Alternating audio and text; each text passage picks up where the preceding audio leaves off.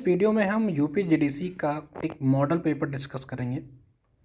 यूपीजीडीसी का जैसे आपको पता है कि इसमें आपका 30 क्वेश्चन जीएस के रहने वाले हैं और जीएस का जो लेवल है वो पीसीएस स्तर का ही होता है, क्योंकि आयोग भी ही एग्ज़ाम करवाता है और उसका पेपर पूछने का जो पैटर्न है वो ऑलमोस्ट सेम ही होता है जैसा वो अपने हर एग्ज़ाम में पूछता है।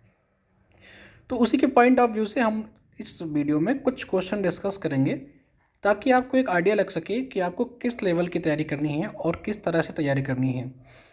वीडियो शुरू करने से पहले अगर आपको इस वीडियो का पीडीएफ चाहिए तो आप हमारे टेलीग्राम से जुड़ सकते हैं, जिसका लिंक आपको डिस्क्रिप्शन बॉक्स में मिल जाएगा।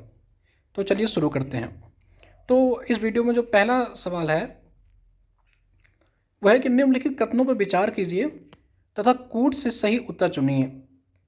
उसका जो पहला है कह रहा है कहवा जो है यानी कि कॉफ़ी तमिलनाडु की मुख्य फसल है, चाय असम की मुख्य फसल है, तंबाकू आंध्र प्रदेश में विस्तृत पैमाने पर उगाई जाती है और जो चौथा ऑप्शन है वह है जूट छत्तीसगढ़ की मुख्य फसल है।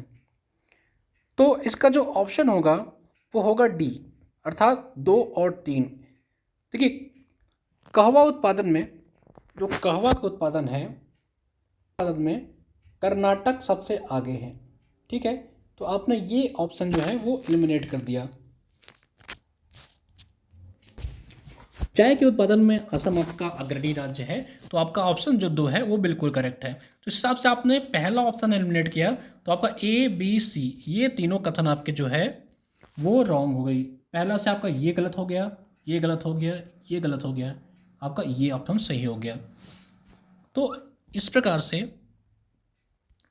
प्रकार से आपको एग्ज़ाम में सारे एक ऑप्शन से अगर आपके पूरे प्रश्न हल हो जा रहे हैं तो आपको एग्ज़ाम में सबसे पहले यही प्रेफर करना है। ठीक है, आइए इस क्वेश्चन को डिस्कस कर लेते हैं। देखिए कहवा उत्पादन में आपका कर्नाटक राज्य अग्रणी है, चाय के उत्पादन में आपका असम अग्रणी है, तंबाकू के उत्पादन में आपका आंध्र प्रदेश अग्रणी है और छत्तीसगढ़ जो है वो धान के उत्पादन में अग्रणी है, ना कि जूट के उत्पादन में। ठीक है, जूट के उत्पादन में आपका वेस्ट बंगाल अग्रणी राज्य है और भारत विश्व में सर्वाधिक जूट का उत्पादन करता है। उसके बाद जो दूसरे पे आता है भारत के बाद वो है बांग्लादेश। ठीक, चलिए अगले क्वेश्चन पे चलते हैं। अगला क्वेश्चन है कह रहा है कि भारत के निम्नलिखित में से किस क्षेत्र में शीतकाल में वर्षा होती है। देखिए भारत में शीतकाल में जो है भारत में अगर बात करें तो शीतकाल में 2 रीजन हैं जहां वर्षा होती है। ये अगर आपका ईस्टर्न रीजन है, ये वेस्ट है, ये नॉर्थ है, एक साउथ ले लें, तो आपका जो भारत में 2 वर्षा है वो 2 कारणों से होती है। ठीक है, एक जो होता है वो होता है पश्चिमी विक्षोभ, यानी कि जो वेस्टर्न लाइन सीधा से आती हैं उसके कारण से। दूसरा जो है ठंडियों में नॉर्थ ईस्ट जो है जो नॉर्थ ईस्ट का आपका मानसून है वो क्रिएट हो जाता है। तो जो वेस्टर्लीज होते हैं, जो पश्चिमी जो पवनें होती हैं, जो जिसे हम बोलते हैं कि पश्चिमी विक्षोभ, वो आपके नॉर्थ और वेस्ट इंडिया में बारिश कराती हैं। ठीक है, जैसा तो आपका थोड़ा बहुत पंजाब वगैरह एरिया में, इस एरिया में थोड़ा बहुत बारिश हो जाती है। जो नॉर्थ ईस्ट का जो मानसून क्रिएट होता है वो आपको तमिलनाडु रीजन में बारिश कराती है। तो कभी कभी एग्जाम में सवाल आता है कि शीतकाल में निम्नलिखित में किस में बारिश होती है, तो उसका एक ऑप्शन तमिलनाडु भी रहता है। तो इसमें से जो आपका ऑप्शन है वो है उत्तर पश्चिमी। ठीक है, चलिए इसका देख लेते हैं। भारत का उत्तर पश्चिमी का कगार की संरचना ऐसी है कि पश्चिमी विक्षोभ के कारण शीतकाल में वर्षा होती है। ठीक है, इसके अतिरिक्त तमिलनाडु के तटीय क्षेत्र में उत्तर पूर्वी मानसून के कारण भी शीतकाल में वर्षा होती है। वही बात जो हमने आपसे डिस्कस करी। तीसरे सवाल में कुछ शहर दे रखे हैं और पूछ रखा है कि वो किस नदी के किनारे बसे हुए हैं।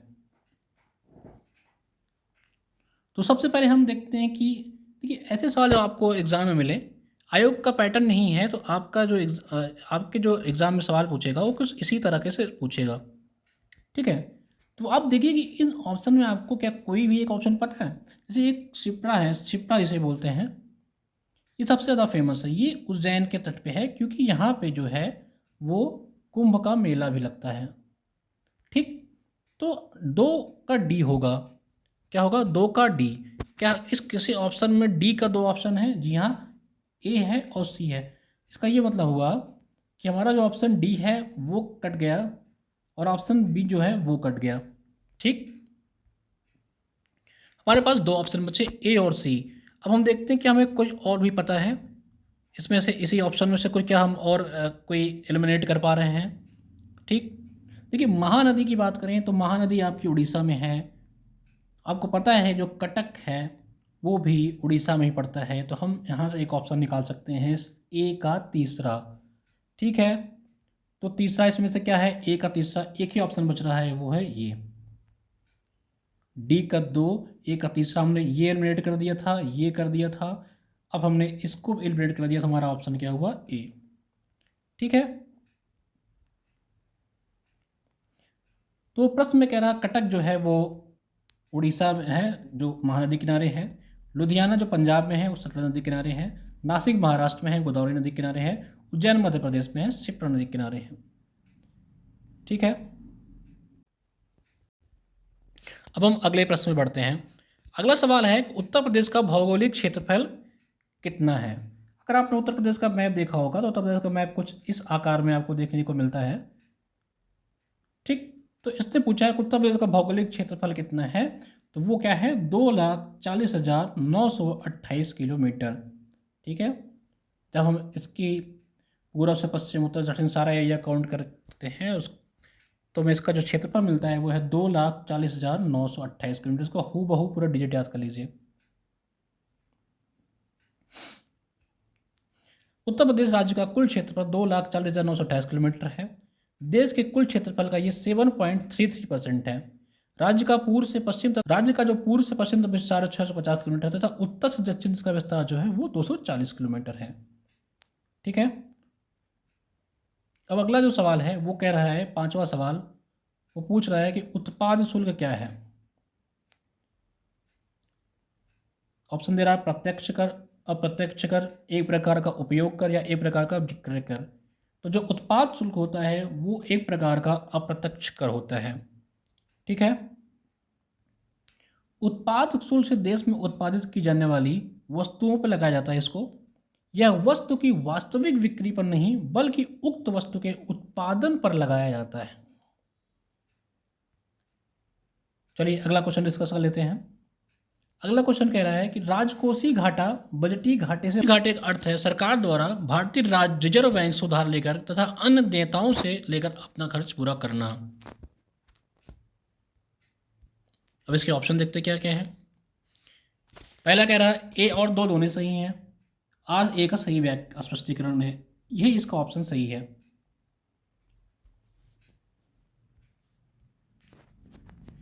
देखिए राजकोषीय घाटा जो होता है वो हमेशा बजटीय घाटे से बड़ा होता है। ये इसकी डिटेलिंग में हम नहीं जाएंगे, बाकी इसको आगे जब इकोनॉमिक्स के चैप्टर में डिस्कस कर लेंगे। अच्छा ट्रिक आप याद कर लीजिए कि राजकोषीय जो है वो बड़ा है देखने में और बजट जो है वो छोटा है, तो इस हिसाब से ये बड़ा हो गया। ये कोई कॉन्सेप्ट नहीं है, जस्ट ट्रिक टू रिमेंबर, बाकी बेसिक सा कॉन्सेप्ट है, इसको एक वीडियो में डिस्कस कर लेंगे। अभी इस वीडियो में हम केवल टॉप 50 क्वेश्चन जैसे पूछता है एग्जाम में, केवल वो समझने की कोशिश करेंगे, एग्जाम का पैटर्न समझने की कोशिश करते हैं। राजकोषीय घाटा बजटीय घाटे से बड़ा होता है।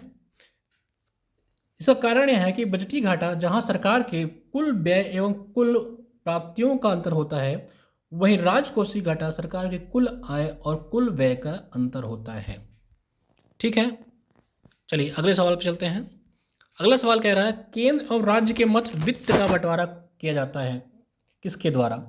पहला ऑप्शन वित्त मंत्रालय द्वारा, दूसरा वित्त आयोग की सिफारिश पर, रिजर्व बैंक की सिफारिश पे या नाबार्ड की सिफारिश। तो इसका आंसर है वित्त आयोग यानी कि फाइनेंस कमीशन की सिफारिश पे। ठीक है, इसका जो आर्टिकल 280 में है, जो 4+1 मेंबर से बनता है, अर्थात इसमें 4 मेंबर होते हैं, 4 मेंबर होते हैं और एक इसका जो होता है वो हेड होता है। तो ये केंद्र और राज्यों के मध्य, साथ ही विभिन्न राज्यों के मध्य कर राजस्व का वितरण सिफारिश देने के लिए संविधान के अनुच्छेद 280 के तहत राष्ट्रपति द्वारा वित्त आयोग का गठन किया जाता है। इसलिए कि इस वीडियो में हम आयोग के जो पैटर्न है वो समझने का प्रयास कर रहे हैं और हर टॉपिक से कुछ ना कुछ क्वेश्चन इसमें डालने का प्रयास किया गया है। चलिए अगला सवाल है, कह रहा है कि संघ सरकार के बजट में राजकोषीय घाटे के बड़े भाग की पूर्ति की। इसका ऑप्शन है घरेलू उधारों से। ठीक है, चलिए आगे बढ़ते हैं। संघीय सरकार के बजट में राजकोषीय घाटे के बड़े भाग की पूर्ति जो है वो घरेलू ऋण एवं अन्य देयताओं के माध्यम से की जाती है। अगला सवाल है, यदि भारत के प्रधानमंत्री संसद के उच्च सदन के सदस्य हैं तो ऑप्शन है वो अविश्वास प्रस्ताव की स्थिति में अपने पक्ष में वोट नहीं कर सकेंगे, वे निम्न सदस्य में बजट पर नहीं बोल सकेंगे, वे केवल उच्च सदन में ही वक्तव्य दे सकते हैं, उन्हें प्रधानमंत्री पद की शपथ ग्रहण करने के बाद 6 माह के अंदर निम्न सदन का सदस्य बनना पड़ेगा। तो इसका जो करेक्ट ऑप्शन है वो है ए। तो ये कह रहा है यदि भारत के प्रधानमंत्री संसद के उच्च सदन यानी कि राज्यसभा के अगर वो मेंबर हैं तो क्या होगा, कहने का मतलब सवाल में ये है वे अविश्वास प्रस्ताव की स्थिति में अपने पक्ष में वोट नहीं दे सकेंगे। ये ऑप्शन सही इसलिए है क्योंकि जो अविश्वास प्रस्ताव आता है वो आपके लोकसभा में आता है और उसका जो मतदान होता है उसी के मेंबर करते हैं, यानी कि अविश्वास प्रस्ताव का जो मतदान होता है वो लोकसभा में होता है और लोकसभा के मेंबर ही करते हैं। और जब प्रधानमंत्री लोकसभा का मेंबर है ही नहीं तो वो उसमें क्यों वोट कर पाएगा। ठीक है, बाकी आप कमेंट बताइए कि ऐसे कौन कौन से प्रधानमंत्री रहे हैं जो उच्च सदन के सदस्य थे और वो प्रधानमंत्री बने। प्रधानमंत्री या मंत्रिपरिषद का कोई सदस्य जो किसी भी सदन का सदस्य है वह बोल सकता है, मतदान कर सकता है, किंतु वह जिस सदन का सदस्य नहीं है वहाँ बोल तो सकता है किंतु मतदान में भाग नहीं ले सकता। ठीक है, चलिए अगले सवाल पर चलते हैं। अगला सवाल कह रहा है उत्तर प्रदेश विधानसभाएं अधिकतम कितने सदस्य निर्वाचित हो सकते हैं। 100, ये विधानसभा की बात कर रहा है, याद रखना 100, 101, 400 या 403। तो इसका जो सही जवाब है वो है 403, यानी कि उत्तर प्रदेश के विधानसभा में 403 मेंबर होते हैं, जिसमें से अगर विधान परिषद की बात करें तो विधान परिषद में कुल 100 सदस्य होते हैं। अगला सवाल, संसदीय प्रक्रिया में जल्दी डिस्कस कर लेते हैं ताकि एक बार आप गो थ्रू जाइए पूरे 50 क्वेश्चनों से और आपको एक पैटर्न का आइडिया लग सके कि एग्जाम में किस तरह के सवाल पूछे जाएंगे। बाकी हम धीरे धीरे और भी सवाल और भी टेस्ट लेके आएंगे जिससे आपको पूरा का पूरा जीडीसी का जो जीएस का पार्ट सिलेबस है वो समझाया जाएगा और उससे कुछ प्रीवियस ईयर क्वेश्चन और भी जितने भी उसके यूपीपीएससी एग्जाम में धीरे धीरे सारे प्रश्नों को प्रैक्टिस करा जिससे आप मैक्सिमम मार्क्स गेन कर सकें। जो भी 25-30 सवाल आपके एग्ज़ाम में आएंगे ताकि आप 20+ या 25 के अराउंड कर पाएँ और एक दो बार आप अगर प्रीवियस ईयर लगा लिए तो आपका ईजिली आप 20 के आसपास सही कर लेंगे। ठीक, तो अगला सवाल है कि संसदीय प्रक्रिया में गिलोटिन का क्या अर्थ है। संसदीय प्रक्रिया में गिलोटिन का क्या अर्थ है।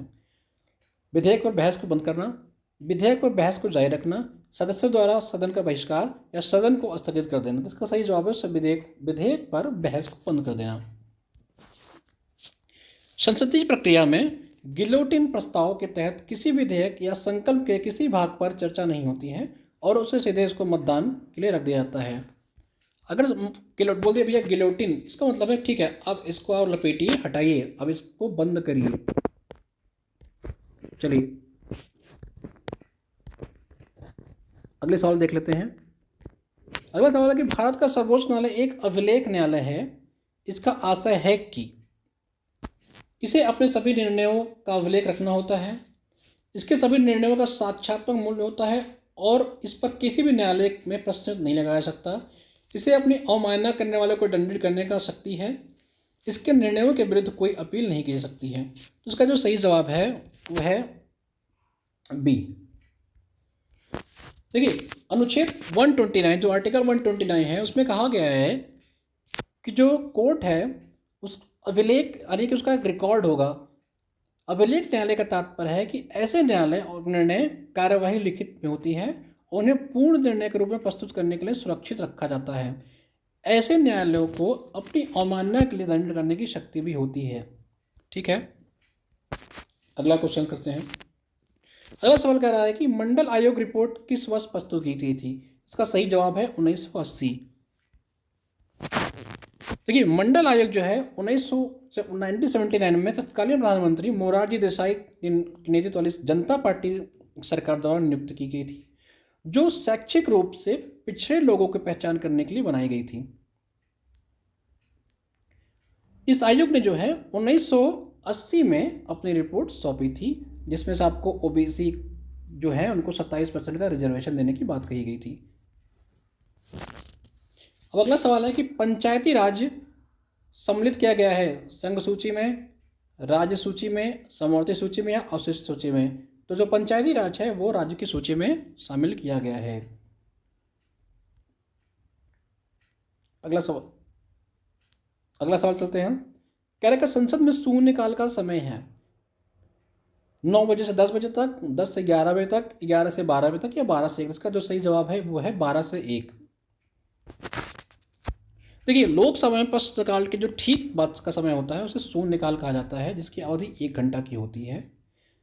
ठीक है, शून्यकाल जो है जिसे हम 0 आवर भी कहते हैं वो 12 से 1 बजे के बीच में होता है, और ये जो है वो इंडिया की देन है। मतलब ये जो सिस्टम है वो भारत में ही शुरू किया गया है। ठीक है, चलिए अगले सवाल को देखते हैं। अगला सवाल कह रहा है निम्नलिखित खिलाफत आंदोलन का परिणाम कौन था। हिंदू मुस्लिम मतभेदों में कमी आई, भाषा की समस्या तीव्र हुई, हिंदू मुस्लिम दंगे बढ़े या हिंदुओं को दबाया गया। तो इसका जो सही जवाब है वो हिंदू मुस्लिम के मतभेदों में कमी आई। चलिए अगला सवाल देखते हैं। अगला सवाल कह रहा है कि भारतीय स्वतंत्रता संग्राम से संबंधित निम्नलिखित घटनाओं पर विचार कीजिए। गांधी इरविन समझौता, भारतीय राष्ट्रीय कांग्रेस के कराची अधिवेशन, भगत सिंह को फांसी, पूना समझौता। अब कह रहा है कि इसका जो काल क्रम है, मतलब इसका क्रोनोलॉजी आप सही बताइए।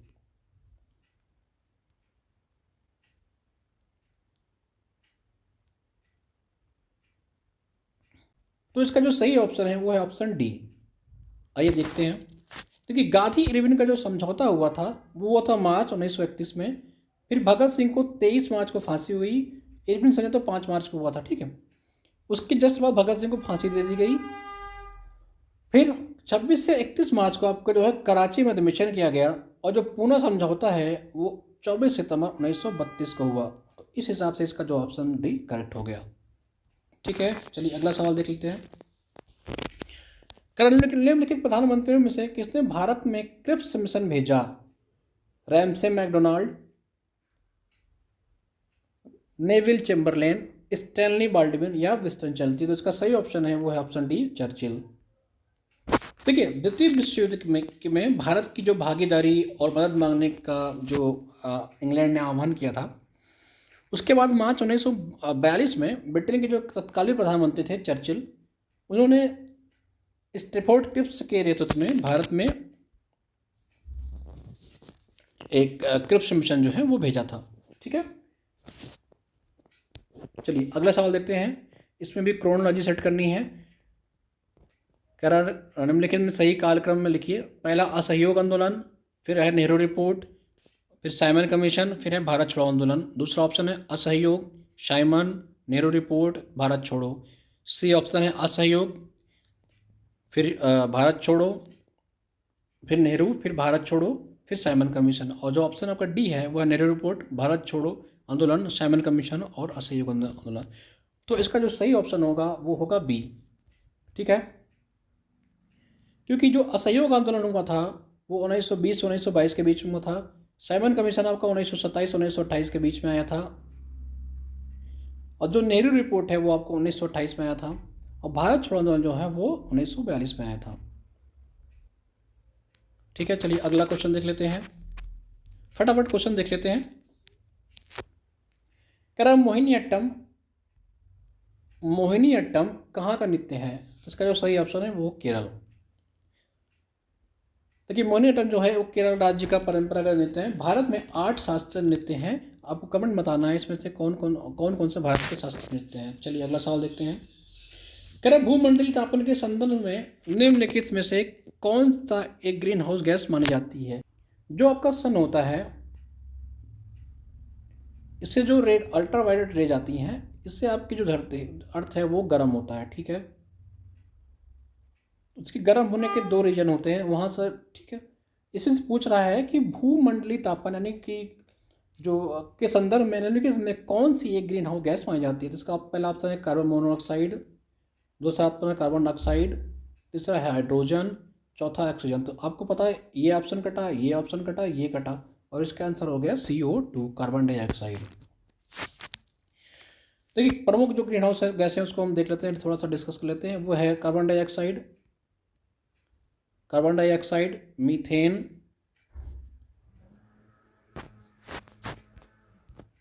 नाइट्रस ऑक्साइड, क्लोरोफ्लोरोकार्बन जिसे CFC कहते हैं, ओजोन और जलवाष्प। ठीक, अगला क्वेश्चन देखते हैं। कह रहा उत्तर प्रदेश का सबसे बड़ा उद्यान कौन सा है। तो इसका सही ऑप्शन है दुधवा। ऑप्शन में आपके चंद्रप्रभा, ये जो है आपका पहला उद्यान था जिसका स्थापना 1957 में हुआ था। पटना, बिहार, इनमें से कोई नहीं, लेकिन इसका जो सही ऑप्शन है वो है दुधवा। दुधवा ऑप्शन कहाँ, दुधवा आपका नेशनल पार्क कहाँ है। दुधवा नेशनल पार्क है वो लखीमपुर ज़िले में है, और यह भारत के नेपाल के सीमा से लगा हुआ है। देखिए सबसे बड़ा पार्क सबसे बड़े ज़िले में है, याद रखिएगा। अगला सवाल कह रहा है अम्लीय वर्षा के संदर्भ में निम्नलिखित में कौन सा कथन सही है। एसिड रेन जो होता है उसके बारे में पूछ रहा है। देखिए अम्लीय वर्षा के लिए प्रमुख उत्तरदायी कारक सल्फर तथा नाइट्रोजन के ऑक्साइड है। ठीक है, चलिए अगला ऑप्शन देखते हैं। यह केवल औद्योगिक क्षेत्र में होता है। ठीक है, चलिए इसमें मृदा की सूक्ष्म वनस्पतियों में असंतुलन उत्पन्न होता है। तो इसका जो सही जवाब है वो है ऑप्शन C 1 और 3। देखिए ज़्यादातर क्वेश्चन में जहाँ भी किसी भी ऑप्शन में प्रेशराइज किया जाए, किसी भी ऑप्शन को ओनली या यही ऐसा आपको लगे जहाँ अहम की भावना उत्पन्न हो।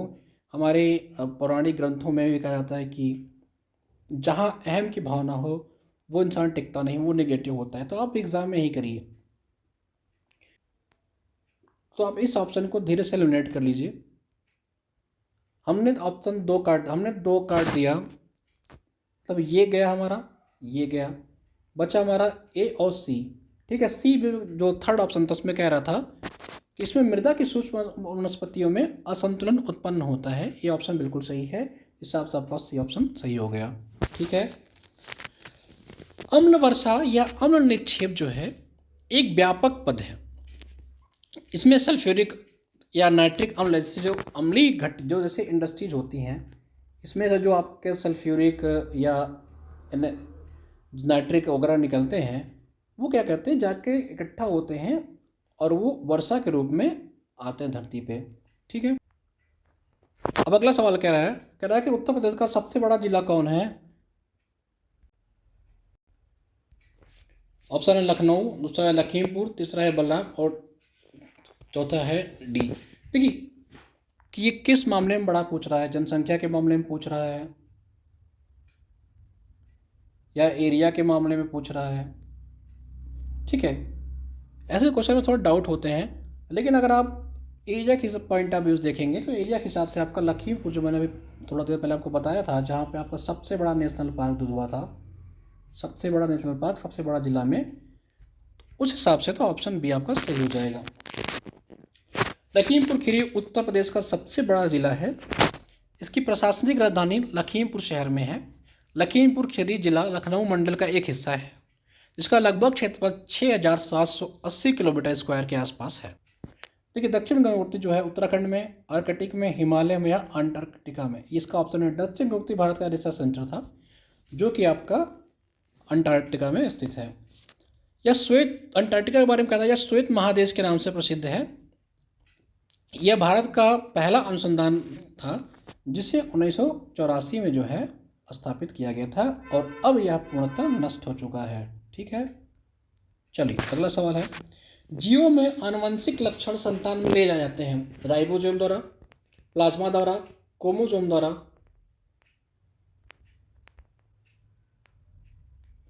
या लाइजोम द्वारा।